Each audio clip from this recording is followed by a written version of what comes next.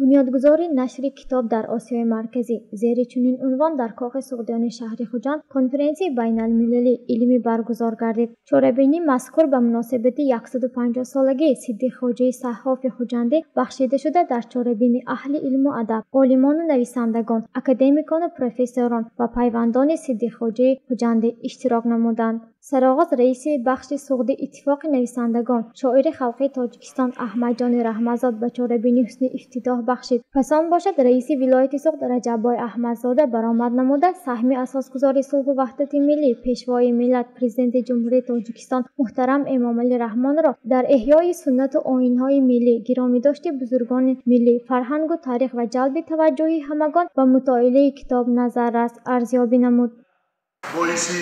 افتخار است که امروز مهمانان عالی قدر، عالمان، اکادمیکان از جمهوری همسایه، از پایتخت وطنی عزیزمان چخیره که در اینجا احمد جان رحمتزاد هر یکی امروز مهمانان را خیر مقدم گفتم. این هم باعث افتخار است که در دوران استقلالیت با دستگیری فرهنگ پروری پیشوای معظم ملت در مدتی امسال 32 سال می شود که امروز تمدن، فرهنگ، تاریخی امروز تاجیکستان احیا شده. امروز شخصای معتبری که در تاجیکستان تولید یافتند، عالم هستند، امروز اکادمیک هستند، سهم ارزنده خود را برای پیشرفت این ساحه یا دیگر ساحه گذاشتند، راهبری دولت احیا کرده ایستادند و کنفرانسی که امروز برگزار شده ایستاده است احیاگری همین کنفرانسی هم راهبری دولت هستند که امروز ما باید قدر کنیم که هر یک فرد تاجیکی که امروز سهم ارزنده خود را برای احیا کردن تمدن فرهنگ و تاریخ ملت میگذارد ما باید قدردانی کنیم. و امروز از طرف من دیروز در شهر دوشنبه با رئیس اتفاق نویسندگان نظام قاسم نیز هم صحبت بودم. کمتر بیمار هستند، بسیار همین اقدام نیکی امروز اهل زیای ولایت را نیز دستگیری کرده دستور دادند که ما باید دستور و سپارش‌های جناب عالی را همیشه در عمل تطبیق کنیم. من در اینجا عالمان، عسکر، حکیم محترم حق نظر غایب نیست حضور دارند که دیروز 80 سالگیشان را در شهر کولاب با تنتنه اهل زیا قید کردن. امروز مردم ولایت نیز تبریک و تهنیت کردن، رفتن نمایندگان ولایت. باز یک بار دیگه من تبریک میکنم. خوش آمدید.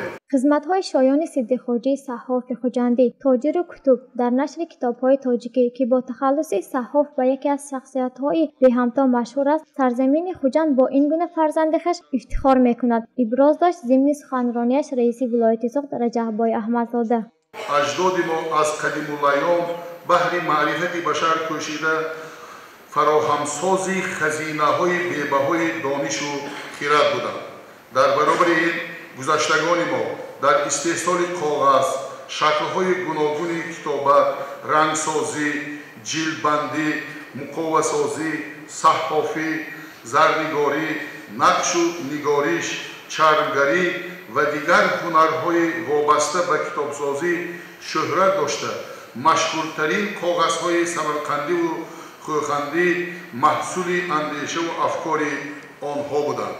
در خوجند باستانی نیز ده‌ها کتاب کاتبان و صحافان در دکان‌های خود مشغول آماده کردن کتاب بودند. در این باره پروفسور نظیرجان ترسونوف در کتاب شهر آفتابی نوشتند در ساحه‌های هنرهای مدنی، روشننمایی، ناشران و مقاوسازان حاجی صدیق صحاف از محله داود خوجه، یوسف محسن خواجه صحاف از محله خواجه امین مشهور بودند.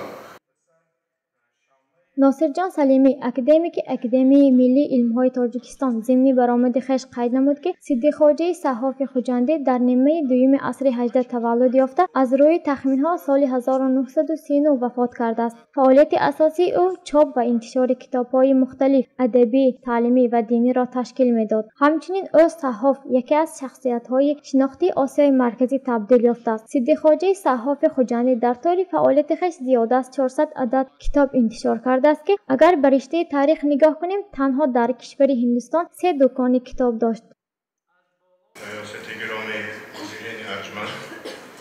مدتی طولانی سیاستشناسان و مورخان بر این عقیده بودند که نقش شخصیت در رشد جامعه امر نسبی است و شخص واحد با همه اقتدار و عظمت فطری و استعداد جبلی امکان ندارد که تاریخ ساز باشد.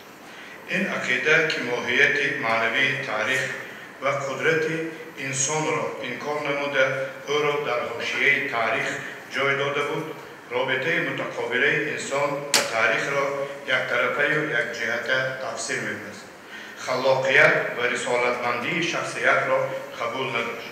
تاریخ خلق تاجیک و تاریخ خلق‌های دیگر گواه بر این است که تحولات بنیادی در امور سیاسی و اجتماعی، در تفکر و اندیشه ملی، در سبک و فرهنگ زندگی و در ذهن و شعور افراد جامعه با کار و پیکار شخصیت‌های برجسته، شخصیت‌هایی که در فضیلت و ارادت سیاسی، معنوی و اخلاقی خود ارمان‌های تاریخی مردم را تجسم کرده‌اند، پیوستگی تام و توان دارد.